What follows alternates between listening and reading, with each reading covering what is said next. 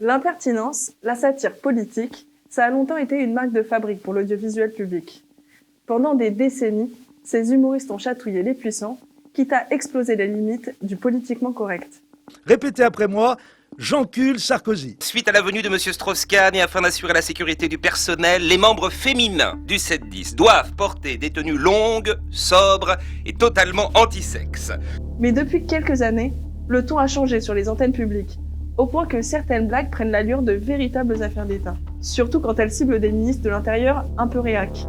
Qu'est-ce qui te tracasse, Gégé? T'as des casseroles à nous avouer? Ah non, la plainte pour viol. Non-lieu? L'abus de faiblesse. Classé sans suite? Bah donc c'est bon, fonce mon gars. Ou bien le président, Emmanuel Macron. Parce que c'est notre projet!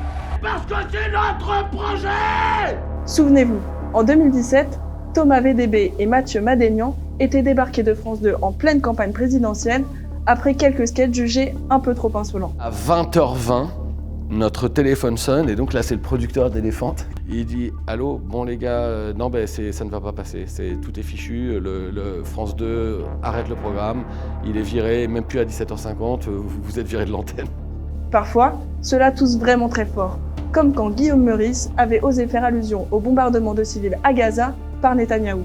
En ce moment, il y a le déguisement Netanyahou qui marche pas mal pour faire peur. Vous voyez qui c'est? Une sorte de nazi mais sans prépuce. Voilà. Ça va devenir une sanction disciplinaire. Parce que je suis convoqué par Sybille Veil qui me dit dans ce cas-là, si vous voulez pas faire un texte, je vous convoque.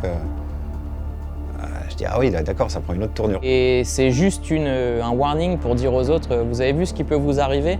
Du jour au lendemain, vous avez plus de taf. Pour cette enquête sur le rire dans l'audiovisuel public, nous avons remonté le fil de la relation entre l'Élysée et les directions des médias publics. Pression en coulisses, fou rire, exaspération politique, nous donnerons la parole aux humoristes censurés et à leurs employeurs.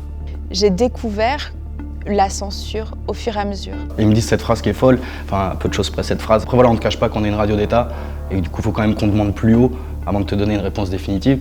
Pourquoi Radio France s'entête-t-elle à sanctionner des humoristes? Radio France c'est un peu Versailles quand même. C'est ça qui est sympa, c'est un peu la cour. Hein. Tout le monde veut garder sa petite place, donc il faut être un peu plus royaliste que le roi. L'audiovisuel public ressemblerait-il de plus en plus à un canal d'État? Si cette liberté d'exercer l'humour n'a pas sa place sur les services publics, où a-t-elle sa place? Pour nous, médias indépendants, votre soutien nous permettrait d'aboutir à un documentaire fouillé, critique, engagé, qui n'aurait pas pu voir le jour sur un média traditionnel.